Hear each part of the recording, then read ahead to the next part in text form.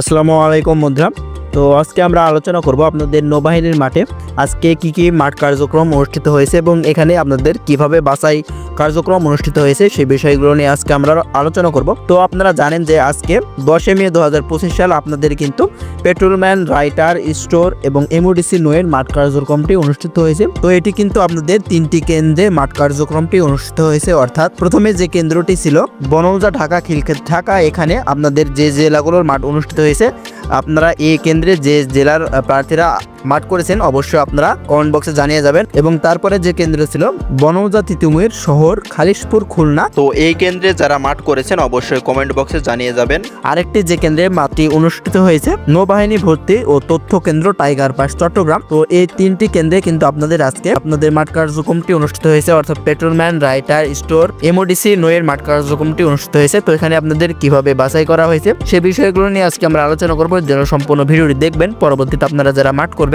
অবশ্যই এখান থেকে কিছুটা হলেও ধারণা পাবেন। তো আপনাদের যাদের নৌবাহিনী এবং নৌবাহিনীর বেসামরিক পদের চূড়ান্ত সাজেশনের প্রয়োজন হয় অবশ্যই আপনারা আমাদের হোয়াটসঅ্যাপে যোগাযোগ করবেন। আমাদের ডিসক্রিপশন বক্সে অথবা স্ক্রিনে আমাদের হোয়াটসঅ্যাপ নাম্বারটি দেওয়া থাকবে। তো এখানে আপনাদের মাঠ করার পূর্বে নৌবাহিনীর একজন অফিসার এসে কিন্তু আপনাদের দিক নির্দেশনা দেওয়া হবে যে কিভাবে কি হবে এবং কিভাবে বাছাই কার্যক্রমটি অনুষ্ঠিত হবে। এইভাবে কিন্তু আপনাদেরকে একটা দিক নির্দেশনা দেবে এবং তারপরে কিন্তু আপনাদের একপাশে ব্যাগ জমা রাখা হবে এবং সেখানে কিন্তু ব্যাগ জমা রাখার জন্য 30 টাকা নেওয়া হবে এবং অপর পাশে কিন্তু আপনাদের মোবাইল জমা রাখা হবে এবং মোবাইল জমা রাখার জন্য কিন্তু 30 টাকা নেওয়া হবে। তো আমি মনে করি এটি অনেক ভালো একটি উদ্যোগ, যেহেতু আপনারা অনেক দূর দূরান্ত থেকে অনেকে মাঠ করতে আসেন এবং মাঠ করতে আসার পরে কিন্তু আপনারা নিজ দায়িত্বে যদি আপনাদের মোবাইল কিংবা ব্যাগ রাখা লাগে সেক্ষেত্রে কিন্তু অনেক ঝামেলার মধ্যে পড়তে হয় যে মোবাইল কোথায় রাখবেন, ব্যাগ কোথায় রাখবেন।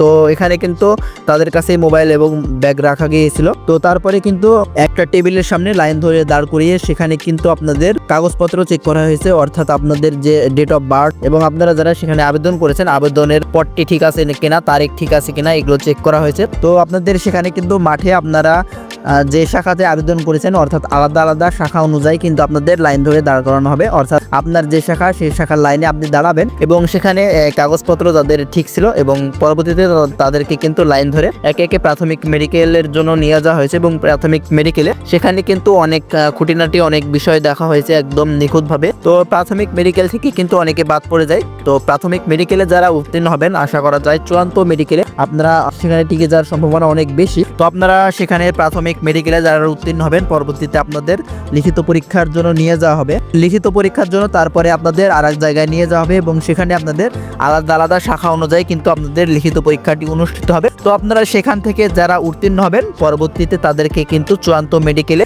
নিয়ে যাওয়া হবে এবং চূড়ান্ত মেডিকেলে আপনারা যারা টিকবেন সেখান থেকে কিন্তু আপনাদের চূড়ান্ত ভাইভাতে আপনাদের অংশগ্রহণ করতে হবে। আপনারা চূড়ান্ত ভাইভাতে যারা উত্তীর্ণ হবেন তাদেরকে কিন্তু আপনাদের নৌবাহিনীর যে সিএমএইচ বা নৌবাহিনীর যে নিকটবর্তী স্বাস্থ্যকেন্দ্র রয়েছে সেখানে আপনাদের ড্রপ টেস্ট এবং ব্লাড টেস্ট করা হবে এবং আপনাদের ব্লাড টেস্ট এবং ড্রপ টেস্টে আপনারা যারা সেখান থেকে উত্তীর্ণ হবেন সে পর্যায়ে কিন্তু আপনাদের সকল কাগজপত্র জমা নিয়ে নেওয়া হবে এবং আপনাদের বাড়ি পাঠিয়ে দেওয়া হবে এবং আপনাদের পরবর্তীতে আপনাদের চূড়ান্ত যে রেজাল্ট অর্থাৎ চূড়ান্তভাবে যাদের মনোনীত করা হবে তাদের কিন্তু আপনাদের নৌবাহিনীর যে অফিসিয়াল ওয়েবসাইট রয়েছে সেই ওয়েবসাইটে আপনাদের জানিয়ে দেওয়া হবে বা SMS এর মাধ্যমে আপনাদের জানিয়ে দেওয়া হবে যে সেখান থেকে কারা চূড়ান্তভাবে মনোনীত হয়েছেন। আপনাদের যদি আরো কোনো কিছু জানা থাকে অবশ্যই আপনারা আমাদের কমেন্ট বক্সে কমেন্ট করে যাবেন। এ পর্যন্তই, ধন্যবাদ সবাইকে।